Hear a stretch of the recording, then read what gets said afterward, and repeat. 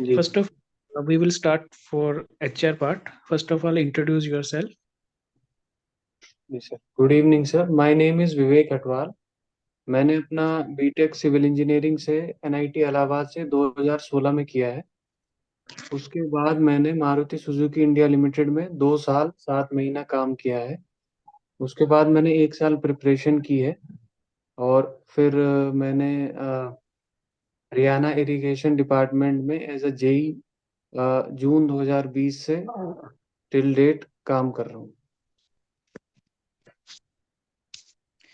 तो विवेक आपकी प्रोजेक्ट क्या था बीटेक में? जी सर, मेरा प्रोजेक्ट था functional and structural analysis of RCC multi storey building using national code of practice.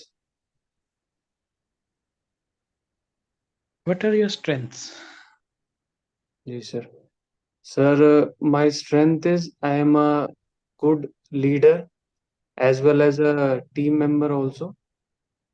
Then I have a good knowledge of how to implement things which I have studied in books to the practical field, क्योंकि मुझे अच्छा खासा experience है in private job as well as in government job. तो मुझे कुछ knowledge है कि कैसे जो भी चीज़ें सीखी है उसको फील्ड में कैसे इम्प्लीमेंट किया जाए। Then I have where idea of public dealing in this government sector, and i am I am honest and hardworking person. तो आपने जो पहले काम किए हैं उसमें क्या जॉब प्रोफाइल थी आपकी? जी सर। पहले मैंने मारुति सुजुकी इंडिया लिमिटेड में काम किया है। वहां पे हमारा टेंडरिंग डिपार्टमेंट में काम था।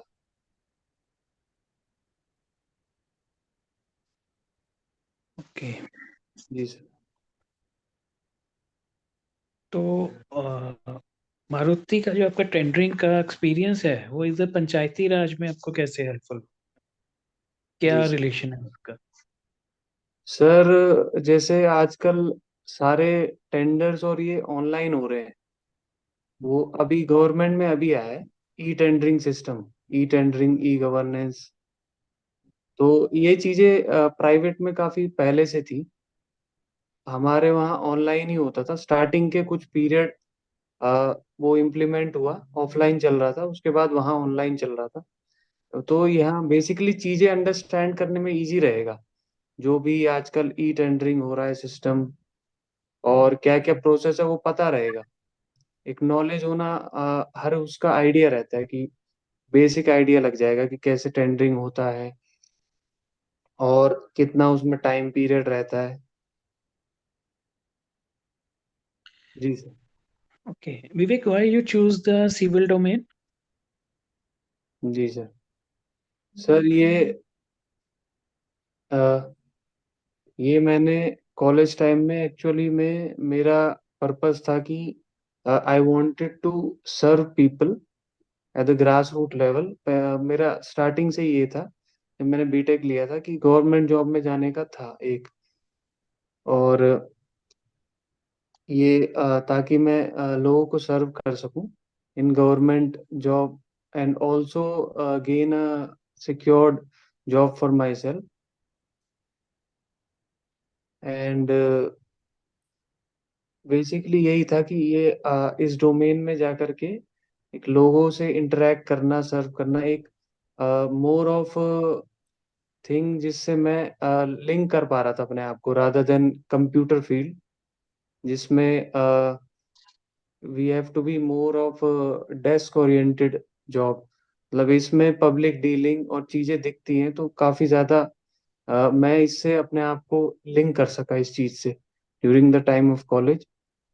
फिर over the period of time इसमें मैंने काम किया, प्राइवेट जॉब में भी काम किया और अब गवर्नमेंट जॉब में भी काम कर रहा हूँ। तो इंटरेस्ट अभी बढ़ता गया and I want to serve in और बेटर तरीके से, बेटर पोजीशन में। As you said you have the good leadership skills जी and sir. the previous experience also. Can you tell me any incident where you shows your leadership skills? जी sir. Sir ये जो irrigation department है, यहाँ पे as a junior engineer मैं काम कर रहा हूँ। मेरे अंडर काफ़ी स्टाफ है जिनकी एज हमसे ज़्यादा है, तो उनको हैंडल करने के लिए एक नॉलेज होना भी बहुत ज़रूरी है, फील्ड का नॉलेज, ऑब्जर्व करके चीज़ों को प्रैक्टिकली देख के। तो I have been able to supervise them and handle them properly. Maybe अगर मेरे अंदर वो लीडरशिप स्किल नॉलेज ना होता तो they might have questioned somebody younger कि मतलब क्यों हमारे ऊपर कोई यंग आदमी काम कर रहे थे, मतलब उनको एक तरीके का वो हो सकता था, काइंड ऑफ डाउट, और उसमें रह सकते थे वो कि अगर नॉलेज ना रहता तो प्रॉपर उसके लिए अ, अपने स्टाफ को सुपरवाइज करने के लिए, टास्क असाइन करने के लिए और लीड करने के लिए वो मैंने यहाँ पर किया है, इरिगेशन डिपार्टमेंट में किया है। Okay. Over to Vikram, sir.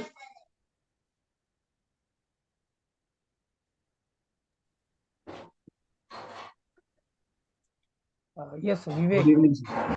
Yes जी सर। सो विवेक, आपका फाइनल इंटरव्यू डेट कब है? सर 6 जनवरी। 6 जनवरी को। ओके। आप मुझे बताओ कि ये लिक्विडिटी डैमेज क्या होता है? जी sir. Liquid liquidity damage. Liquidity damage. Hmm. जी सर। सर ये सर एक टर्म है, इसमें टेंडर में ये लिया जाता है लिक्विडिटी डैमेज का, ताकि कॉन्ट्रैक्टर को कोई रिपेयर करना हो या कुछ करना हो एक पीरियड के लिए, ब्रीफ पीरियड के लिए, अपना कंस्ट्रक्शन के बाद, तो उसका रहता है लिक्विडिटी डैमेज का। वो तो मेंटेनेंस पीरियड आएगा या डिफेक्ट लाइबिलिटी पीरियड होगा? जी सर। कितना होता है ये डिफेक्ट लाइबिलिटी पीरियड, कितना होता है? Sir it's about 1 year, 1 year from the date of completion of project by the contractor। ये फिक्स है 1 ईयर ही होगा? जी सर, एक जनरल 1 year लिया जाता है, बाकी अगर कोई स्पेशल, अगर कोई ऑर्गेनाइजेशन चाहती है कि वो उसका मेंटेनेंस करे या वो, तो वो कॉन्ट्रैक्ट बढ़ा सकती है, उस हिसाब से उसे फीस दे सकती है और इनकॉर्पोरेट कर सकती है। जनरली 1 year होता है डिफेक्ट लाइबिलिटी पीरियड। ओके। अच्छा, तो ये लिक्विडिटी डैमेज तो हुआ नहीं फिर जो आपने बोला? जी क्या होगा सर। फिर ये? लिक्विडिटी डैमेज, सॉरी सर मैं रिकॉल नहीं कर पा रहा लिक्विडिटी डैमेज। अच्छा, वैल्यूएशन से क्या समझते हो? जी सर, वैल्यूएशन का मतलब होता है कि एस्टिमेशन वैल्यूएशन, ये टर्म साथ में लिया जाता है। वैल्यूएशन माने कि हम किसी भी चीज को, जैसे हमारा,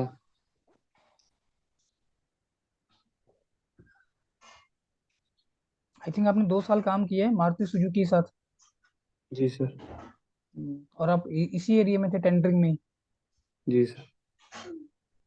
तो वैल्यूएशन। वैल्यूएशन सर, हम किसी मशीनरी या फिर किसी बिल्डिंग का वैल्यूएशन निकाल के, फिर लाइक वेरियस स्टेप्स मेथड से। नहीं, वैल्यूएशन क्या होता है?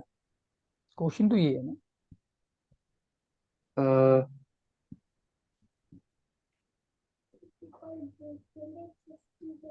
अच्छा, ये जो टेंडर ओपनिंग का प्रोसेस होता है ये क्या होता है, ये बता दो। जी sir. Sir tendering opening process में दो तरीके से ओपन होता है, एक टेक्निकल बिड ओपन होती है हम्म, और एक प्राइस बिड ओपन होती है। हम्म। तो जो टेक्निकली फिट पार्टीज होती हैं उनको आगे प्राइस बिड के लिए ले जाया जाता है। प्राइस बिड में जो भी L1 पार्टी होती है उसे टेंडर दिया जाता है। बिड और टेंडर में क्या अंतर होता है?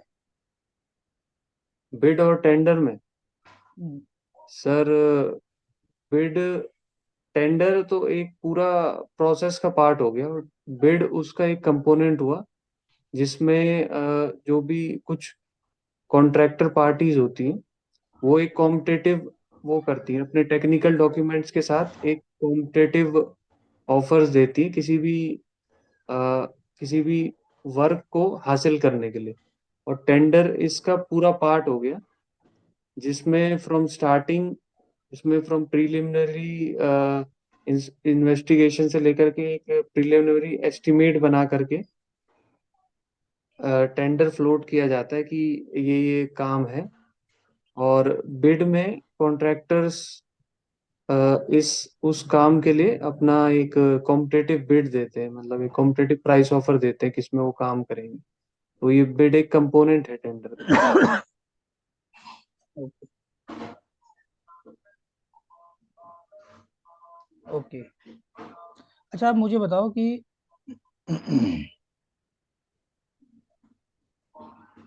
जी सर। कि ये जो हमारे पास क्वांटिटी मेजरमेंट करने के मेथड हैं, like this long wall short wall method और सेंटर लाइन मेथड, सर तो कौन सा मेथड यूज किया जाता है पीडब्ल्यूडी डिपार्टमेंट के अंदर? जी सर। सर ये दो मेथड है।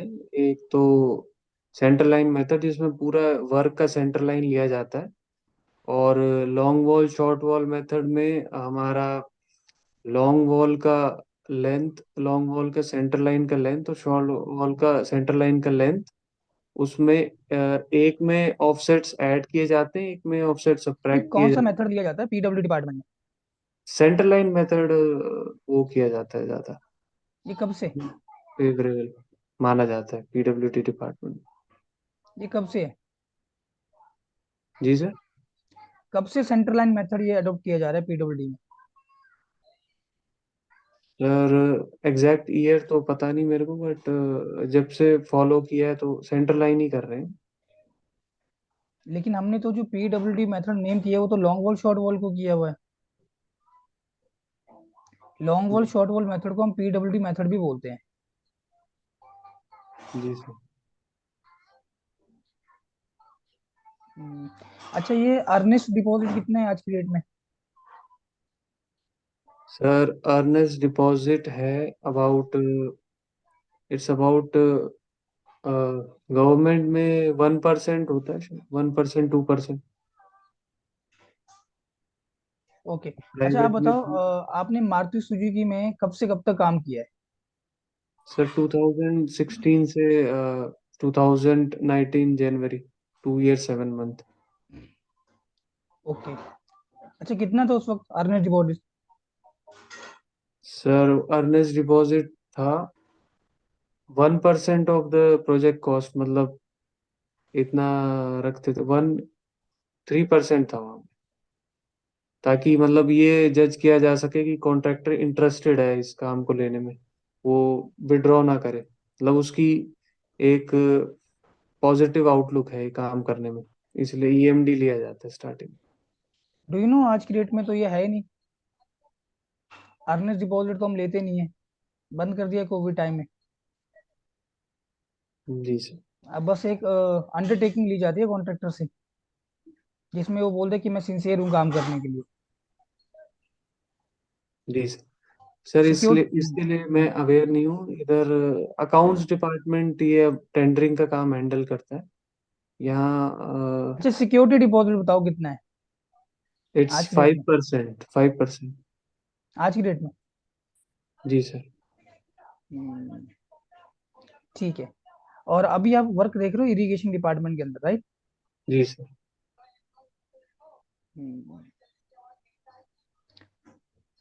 Are you able to calculate the quantity of this plaster work? अगर आपको एक अभी कोई हम सम दे करने को, are you able to calculate?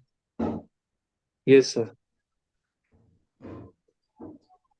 अच्छा प्लास्टरिंग वर्क में आपका ये ड्राई मोटर अगर आपको निकालना होगा तो फैक्टर क्या होता है?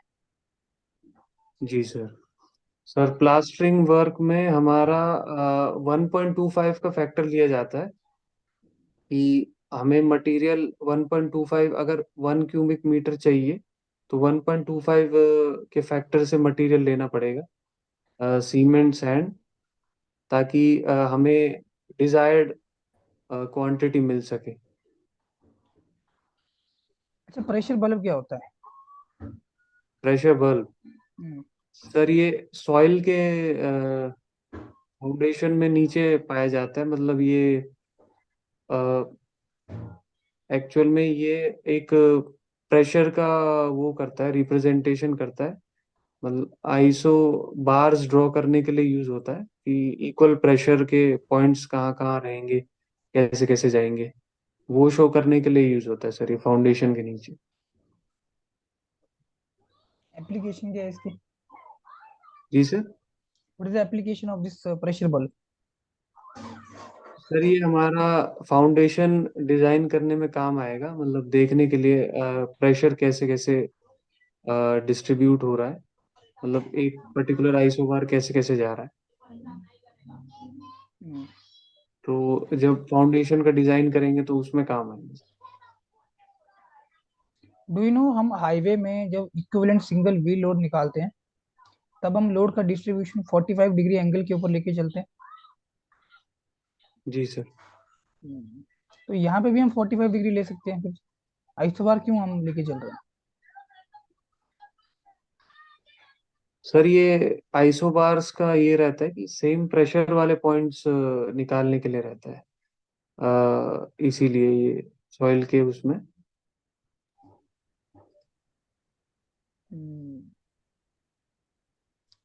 इक्विवेलेंट सिंगल व्हील लोड का नाम सुने हो? जी सर, सुना हुआ। हम्म, क्या इसका पर्पस है और कहाँ पे इसको यूज करते हैं? जी सर, ये सर हाईवे में यूज होता है। ये हम इक्विवेलेंट सिंगल व्हील लोड उस लोड को बोलते हैं ताकि एक कन्वर्ट करने के लिए एक जो व्हीकल की वजह से लोड लग रहा होगा उसके इक्विवेलेंट व्हील्स के लोड, सिंगल एक लोड लगा दिया जाए वो व्हील्स पे जो लग रहा होगा उसके कंपैरिजन, एनालिसिस करने के लिए काम आता है सर। थिकनेस ठीक है। निकालने के लिए कि कितना पेवमेंट का थिकनेस रहेगा जो टायर्स का वो लोड लग रहा हो। Okay okay Vivek, now Jatin sir will interact with you. जी सर। Yes, Vivek. जी sir, good evening sir. Yeah, very good evening.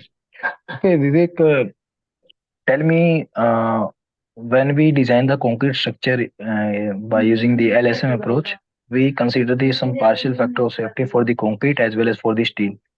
Tell me जी that सर। values.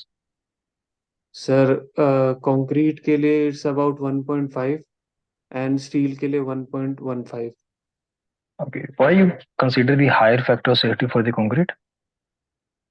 सर जो कंक्रीट है, स्टील हमारा मैन्युफैक्चर प्रोडक्ट है और कंक्रीट हमें बनाना पड़ता है। तो ये इसमें बनाने में स्टील ऑलरेडी बन के आ रहा है पीछे से मैन्युफैक्चर होके, और कंक्रीट में वो कंट्रोल्ड एक्यूरेसी नहीं मिल सकती। तो इसीलिए हायर फैक्टर ऑफ सेफ्टी लिया जाता है बनाने में, जो उसके प्रोडक्ट उसके कंपोनेंट से बनाया जाता है, बेसिकली इसीलिए। क्वालिटी कंट्रोल यहाँ पे ज्यादा नहीं रहता सही. जी सर, क्वालिटी कंट्रोल रखने के लिए हम ज़्यादा फैक्टर ऑफ सेफ्टी लेते हैं।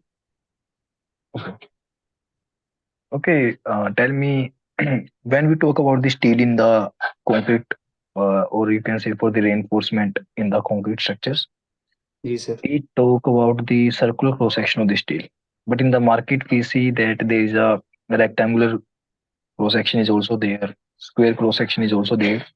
So जी sir, instead of this rectangular bar or a square bar, why you are preferring the circular section? Circular section of steel, sir इसमें सर्कुलर सेक्शन प्रेफर किया जाता है क्योंकि अ, सर एग्जैक्ट तो reason मुझे पता नहीं है, गैस लेना पड़ेगा मुझे इसमें Yeah, please कि take a guess.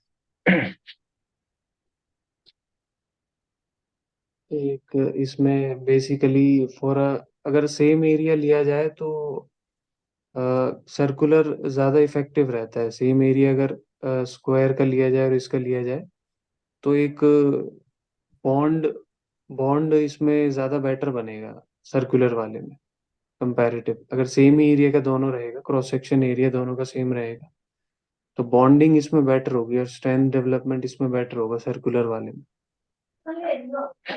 Okay. Okay, tell me in what situation we prefer the double reinforced beam, and what do you mean by double reinforced beam? जी sir, double reinforcement beam sir वो beam है जिसमें both in tension and compression zone steel is provided. जब हमारा dimension जो है cross section of RCC beam वो restricted है, ड्यू टू सम रीजन हम डेप्थ नहीं बढ़ा सकते या विड्थ नहीं बढ़ा सकते, क्रॉस सेक्शन फिक्स है, और हमारा जो मोमेंट है वो बैलेंस मोमेंट से, मोमेंट एक्टिंग जो है उस स्ट्रक्चर पे बैलेंस मोमेंट से ज्यादा लग रहा है, तो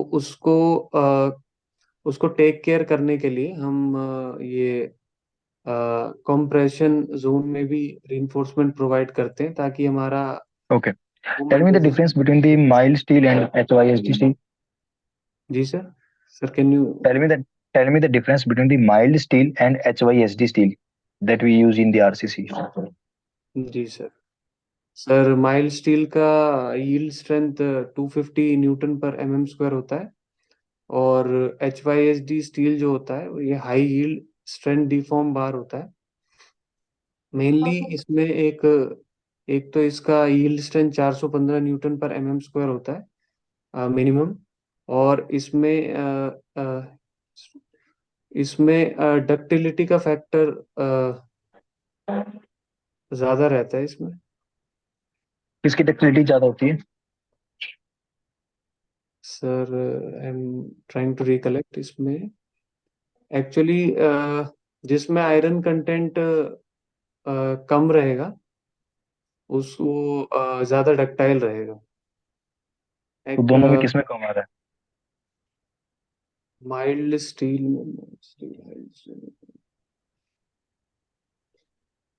माइल्ड स्टील ज्यादा डक्टाइल रहेगा सर। हाई स्ट्रेंथ वाले में स्ट्रेंथ यंग्स ज्यादा। मॉडल्स ऑफ इलास्टिसिटी किसमें ज्यादा होती है?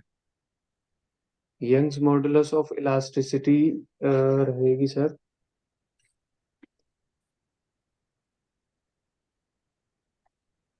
एच वाई एस डी में ज्यादा रहेगी।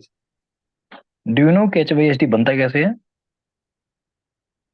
सर कंप्लीट प्रोसेस तो याद नहीं, but it's can you tell cumulative me the process parent metal for making steel for making HYSD? H Y S D. So इसमें स्टील स्टील यूज किया जाता है, स्टील विच और steel? Iron.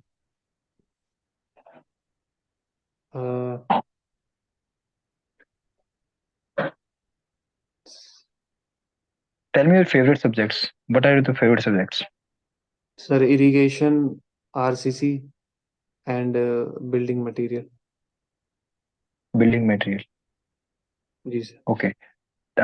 How we find the compressive strength of the cement?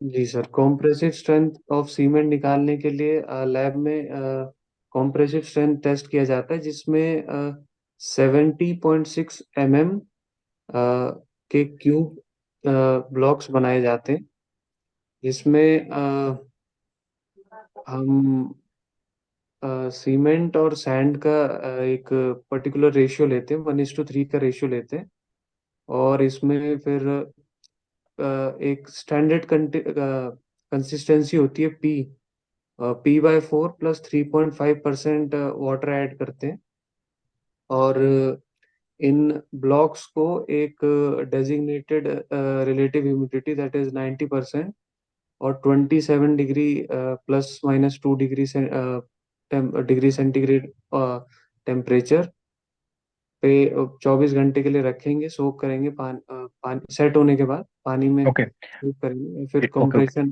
What do you mean by hydrated lime? जी sir, hydrated What hydrated lime? Hydrated lime hydrated lime basically ये हम calcium hydroxide के products हैं। Water में इसको select करके बनाया जाता है इन्हें।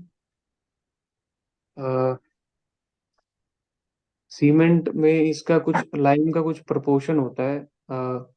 और ये प्योर लाइम में हमारे अलग अलग प्रोडक्ट निकल सकते हैं लाइम से, जैसे hydrated lime, fat lime, hydraulic lime. तो उसी में से एक ये हाइड्रेटेड लाइम है। इसमें हम एक्चुअल में स्लेक करते हैं इसको, लाइम को वाटर में, तो हमें ये मिलता है hydrated lime. When we talk about the design criteria, design philosophies, as we have a WSM, as we have a LSM. जी sir. So in LSM, we consider the two approach.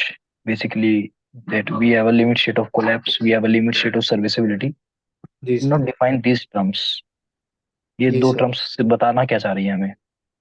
Ji sir, ये limit state of collapse जो होता है ये structure की safety के regarding है, strength के रिगार्डिंग, कि हम स्ट्रक्चर को स्ट्रेंथ तक उसको लोड करेंगे, कोलैप्स तक, ये फेलियर तक। और एक सर्विसिबिलिटी का होता है। सर्विसिबिलिटी में बेसिकली हमारे हम वाइब्रेशन हो गया, डिफ्लेक्शन हो गया, और ऐसी जो विजिबल चीजें होती हैं सर्विसिबिलिटी वाली, उस तक स्ट्रक्चर को लोड कर सकते हैं। जनरली हम ये लिमिट स्टेट में अल्टीमेट लिमिट तक, पॉइंट तक, with some partial factor of safety ले जाते हैं। तो ये लिमिट स्टेट ऑफ कोलैप्स में तो स्ट्रेंथ वाइज होता है, और ये लिमिट स्टेट ऑफ सर्विसिबिलिटी में सर्विसिबिलिटी वाले चीजें हैं, जैसे डिफ्लेक्शन, वाइब्रेशन। जी sir. Okay. Can you tell me the combination of the load in the limit state of collapse we consider? जी sir.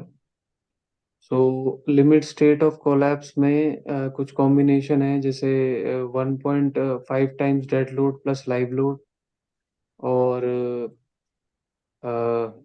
We use 1.2 times dead load plus live load plus earthquake load और wind load, either of them acts. Then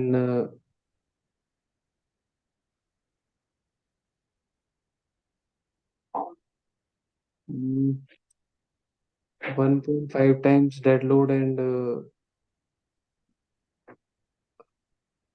sir, Okay. I'm able to recollect this much. Now my last question. Suppose that the characteristic you define the characteristic strength and you define the characteristics load for the 5% criteria, as you know. So tell me the probability of the failure of the structure. What is जी the sir. probability of the failure of the structure if the characteristics load and characteristic strength you have, considering the 5% criteria? जी sir. Sir characteristic strength हमारा वो strength हो गया जिसमें 5% से ज़्यादा, below which not more than 5% is expected to fail. Strength उतनी strength हो गई जिसके नीचे 5% से ज़्यादा फेलियर नहीं होगा। और लोड वो लोड हो गया जिसमें that doesn't have more than 95% probability of exceedance. मतलब उसमें एक्सीड 95% जो है वो लोड, ऐसा लोड रहेगा जिससे 95% लोअर ही रहेंगे लोड एक्सीड होने के। तो sir, do you want me to give combination, मतलब इन दोनों का? I want to know the probability of the failure of the structure. Probability of failure of structure. Yeah. So the structure can fail if either the load is more, or like it will be uh,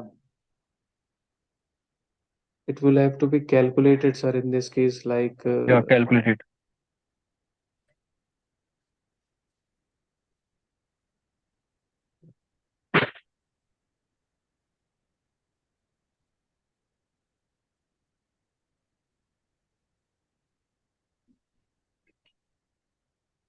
so failure will be 0.05 in in both the cases it's 0.05. So if either of the failure occurs like 0.05, the failure will be considered, अगर दोनों में से एक भी failure हो गया, strength वाला हो गया Tell या me the फिर final value only. Just calculate yourself. Tell me the final value.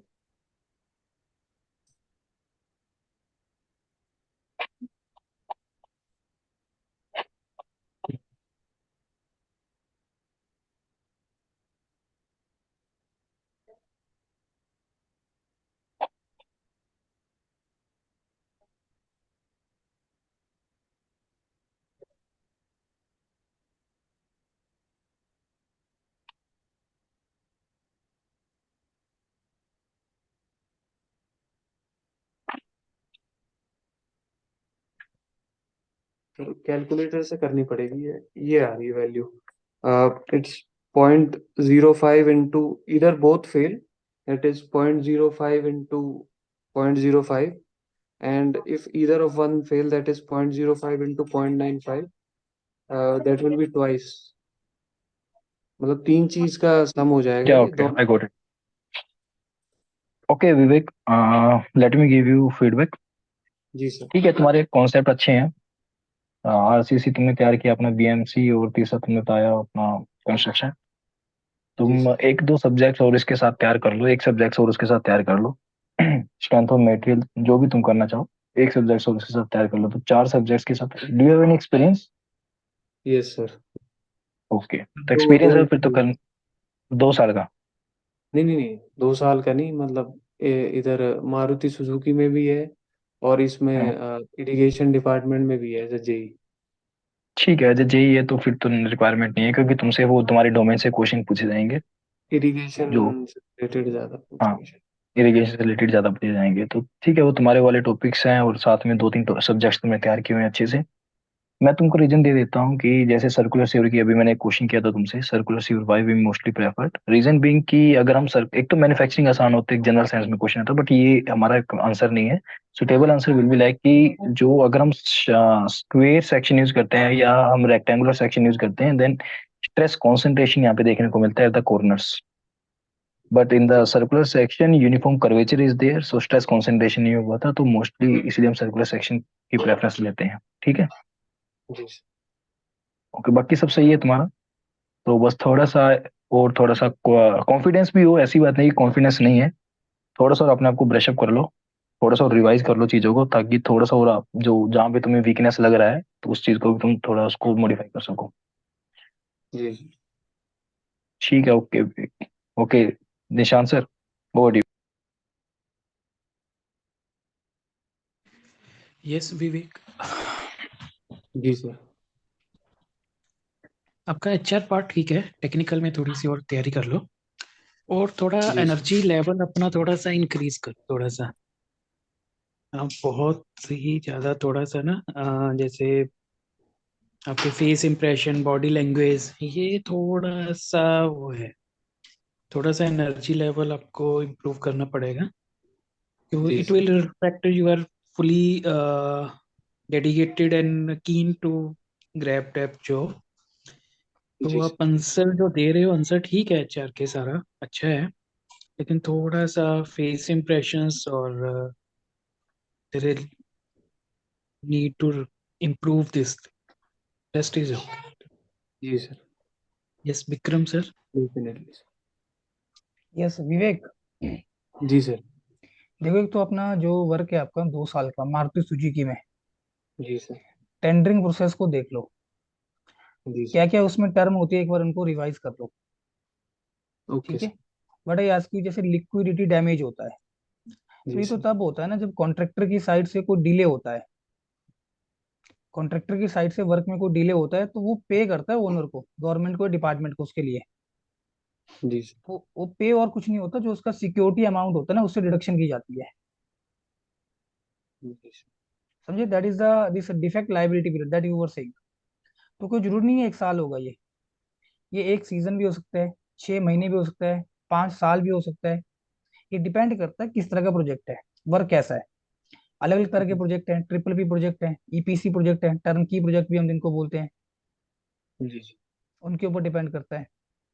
और अर्नेस्ट डिपॉजिट तो रहा नहीं है ये कोविड के, आई थिंक ये सितंबर या मई कुछ ऐसे में है 2020 में। अर्नेस्ट डिपॉजिट उससे पहले ही हटा दिया गया था, एक अंडरटेकिंग लेते हैं कॉन्ट्रैक्टर से, लेकिन जो सिक्योरिटी डिपॉजिट है उसको भी घटा के 3 से 5% के बीच में कर दिया है। सिक्योरिटी डिपॉजिट जी भी 3 से 5% के बीच में हो गया। अर्नेस्ट डिपॉजिट तो लेते नहीं हम आज की डेट में, ये तो है ही नहीं।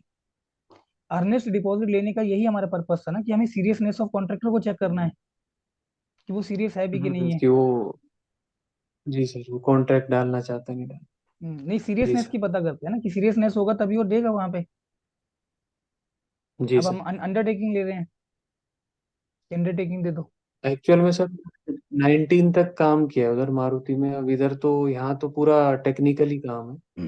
यहाँ तो अपडेट अलग कर लो खुद ही को। Account department. नहीं नहीं, जी अपडेट सर। करना पड़ेगा। नहीं, सही बात है। ठीक खुद है। को अपडेट करना पड़ेगा। अगर पढ़े हो ना, तुम बोल सकते हो कि सर उस वक्त होता था अब नहीं होता है, इतनी जी सर, तारीख को डेफिनेट। ये चेंज हुआ था, तो इससे अलग इम्पैक्ट पड़ेगा। इट मीन्स इससे ये पता लगेगा कि यार तुम टाइम के साथ अपडेटेड हो। और तुम जी अगर सर। डिपार्टमेंट ज्वाइन करोगे तो कोई नई चीज आपके लिए जो डिपार्टमेंट के लिए अच्छी होगी आप उसको जल्दी अडॉप्ट करोगे, नहीं तो पुरानी जी चीजों के साथ ही चलते जाओगे। सर, उधर एक चीज और है। जैसे मारुति में टेंडरिंग का काम भी किया है, और बाद बाद में later part of the stage में, बट ज्यादा बड़े प्रोजेक्ट नहीं किए। मतलब पार्किंग वाले किए हैं, जैसे रोड वाले, जीएसबी, डब्ल्यूएमएम, ये सब। तो हम्म। वो मेंशन करना सही रहेगा, मतलब ज्यादा, या फिर नहीं, कॉम्प्लेक्स अपना हो वर्क जाएगा उसमें? उनको पूछने दो। अपना वर्क बताओ, अभी जो मेजरली तुम काम कर रहे हो ना, उसके ऊपर ज्यादा फोकस करना है। जैसे वो मैं मारुति का कह रहा हूँ कि उसमें अगर बता दिया, जैसे टेंडरिंग प्रोफाइल तो है ही है, उसके अलावा लास्ट स्टेज में कुछ मतलब 1-1.5 साल बाद फिर कुछ प्रोजेक्ट का इम्प्लीमेंटेशन भी किया था। मैं यही बोल रहा हूँ, ध्यान से सुनो। उसमें जी ज्यादा सर। खींचने की जरूरत नहीं है। उसमें तुम ये बोलो कि मेरा 2 साल का मारुति सुजुकी में इस डेजिग्नेशन के ऊपर ये वर्क था, फिर उनके ऊपर छोड़ दो वो क्या पूछते हैं वहां से। अपने आप मत बताओ कि सर मैंने पार्किंग लॉट भी किया है।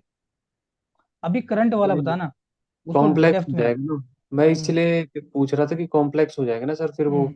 फिर सब्जेक्ट हैंडल करने के लिए बहुत ज्यादा हो जाएंगे उसमें। हम्म। क्योंकि वो भी एक अलग ही वो है फिर, कि पूरा हाईवे का डिटेल पढ़ना पड़ेगा उसमें। डोमेन थोड़ा सा तुम अपना लेके चलो ना। अभी जैसे तुम एज ए जेई वर्क कर रहे हो इरिगेशन के अंदर डिपार्टमेंट में, तो जी सर। उसके ऊपर तुम इलेबोरेट कर सकते हो कि सर अभी मैं ये वर्क कर रहा हूँ, ये वर्क कर रहा हूँ। राइट, बाकी जी उनके ऊपर छोड़ दो। If they want to ask from your this Maruti Suzuki background, then they will ask. उसमें कुछ नहीं कर सकते हो आप। जी सर। ठीक है। बाकी कुछ क्वेश्चंस जैसे आरसीसी के पूछे हैं आपसे, जी सर। तो I was surprise you are saying कि दिस व्हाट यू सेड कि डक्टाइल होगा कि नहीं होगा, या आयरन के ऊपर डिपेंड करता है। आयरन के ऊपर डिपेंड नहीं करता है वेग, ये कार्बन की जी परसेंटेज के ऊपर डिपेंड करता है। जी sir, carbon percentage. More than 98% तो आयरन होता ही होता है। और कार्बन इंडिया को। में जैसे हम आज के डेट में हम HYSD बार भी यूज नहीं करते। Do you know we are not using this HYSD bar nowadays. अच्छा, टीएमटी, टीएमटी में। HYSD मत बोल देना उधर। TMT बार यूज करते हैं, thermomechanical heated heat steel bar. CRS bar use करते हैं, करोजन रेजिस्टेंस स्टील बार। जी टाटा सर। एंड सेल ये पेटेंटेड है जो इनको बना रहे हैं। जी सर। ठीक है। बाकी थोड़ी ठीक। बेसिक सी आप जानकारी जरूर रखें, और जो कुछ अपडेशन हो रहा है उनके बारे में आप जरूर गो थ्रू करें। 250 बार मैंने जी आपसे सर। पूछा था, जो आपने बताया लगभग ठीक था। इक्वल वर्टिकल स्ट्रेस वाले पॉइंट को हम आपस में ज्वाइन करते हैं। लेकिन जैसे मैंने जी सर। आपको बोला कि जैसे हाईवे में भी हम क्या करते हैं, 45 डिग्री के ऊपर हम लाइन ड्रॉ करते हैं और लोड का डिस्ट्रीब्यूशन देख रहे होते हैं। लेकिन जब जी हम सर। एग्जैक्ट एनालिसिस करना चाहते हैं ना, then we have the pressure bulb. और इवन जब हम रेलवे में स्पेसिंग और स्लीपर्स भी फ्रेम करते हैं, तो वहां पे भी हम क्या करते हैं, आइसो बार ड्रॉ कर रहे होते हैं, तभी वो स्पेसिंग डिसाइड की जाती है। अदर 45 डिग्री लाइन इंक्लिनेशन के ऊपर तो वो सारा आपका जो जोन होगा ओवरलैप करेगा मैक्सिमम। जी सर। जैसे हाईवे में हम इक्विवेलेंट सिंगल व्हील लोड में निकालते हैं ना, वो एक रनवे के लिए अप्रोच है। क्योंकि जी सर। रनवे में एयरप्लेन का एक सिंगल व्हील सफिशिएंट होता है उसको डैमेज करने के लिए, लेकिन हाईवे में ऐसा नहीं होता ना। हाईवे में अप्रोच नहीं होती वो, उसमें तो हम्म, नंबर ऑफ रिपीटिशन होता है जो रोड को डैमेज करता है। जी सर। लेकिन मेरा क्वेश्चन बस यही था कि वहां पे 45 डिग्री एंगल के ऊपर हम लोड डिस्ट्रीब्यूशन लेके चलते हैं। राइट। तो थोड़ा चीजों को समझो आप विवेक। आप आंसर एग्जैक्ट। आप आंसर जी सर। करते हो, that is okay, you have knowledge. बस दूसरा वो चीज आप ध्यान रखो जो निशांत सर ने आपको बताई, स्टे कॉन्फिडेंट, और थोड़ा सा एनर्जेटिक रहना है जब आपने आंसर करना है। थोड़ा सा लेजीपन है मुझे जी लग रहा है, सर। उसको हटाना है। जी सर। थोड़ा सा कॉन्फिडेंट और एनर्जेटिक, सिलेक्ट हो जाओ, उसके बाद जो मर्जी करते रहो। चलिए, anything else you want to ask?